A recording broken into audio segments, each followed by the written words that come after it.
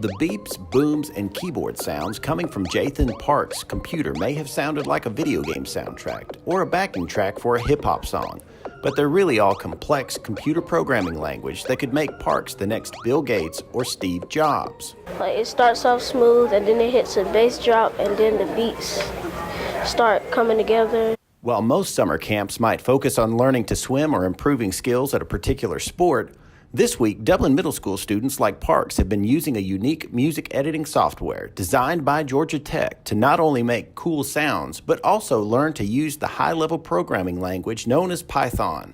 Parks' smooth beats are a product of his burgeoning coding skills paired with the Earsketch music coding software created by Georgia Tech. Each day, the students work on a track which camp organizer Dr. Sharita Habersham then critiques the following day. I want you to just pay attention for about 60 seconds to that first page. Habersham, a longtime information systems expert and college professor now turned education consultant, said she was looking for a way to connect students to a career field that literally changed the trajectory of her own life. I did not understand math, did not get the abstractness of math, the computational thinking that's important in math. But after the teacher exposed us to coding and then coming up with creative ways to solve that problem, I was sold. A one-time journalism hopeful, Habersham traded away that potential college major for a double major in computer science and computer information systems. How it's really affected me and sticking with it is that I came from a very rural area, high poverty area, and because at that time computer science, there was not a lot of people in computer science, definitely not a lot of people that looked like myself. Doors opened for me that I know had I chosen another route would have never opened for me. The hope, Habersham added, is to help open similar doors for students like Parks and Cheyenne Fennell that could lead to high-paying jobs like a data scientist. According to the Department of Labor and the Bureau of Labor Statistics, data scientist is a job in Georgia that the starting salary is about almost $84,000. You know, we're collecting data everywhere. And so somebody has to be able to take that data and create knowledge, create intelligence based on that data. And the basis of that is computational thinking. And that is what our students are learning this week.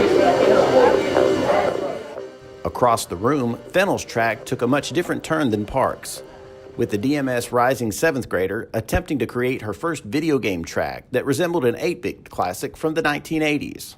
Well, for me, the most interesting is how you can take just a small clip and repeat it, and then you can take that clip and edit it to where you can repeat it but make it different from the original clip that you were given, and add effects to echoing and something like that, all using coding. And what we found is that many times students really don't have the outlets to really be creative, just to be their creative self. We tell them, what to do, when to do it, and for how long to do it. And so what we're doing this week allows them to be creative. However, it allows them, just like me, to take their creativity but focus it on solving a problem. That creative problem solving is what, according to Habersham, will follow students down whatever career path they choose and lead to similar success stories like hers one day. When I understand that most children are only going to make about 3 cents on the dollar more than their parents, we have to be able to change that trajectory, or otherwise we're going to continue in the cycle of poverty.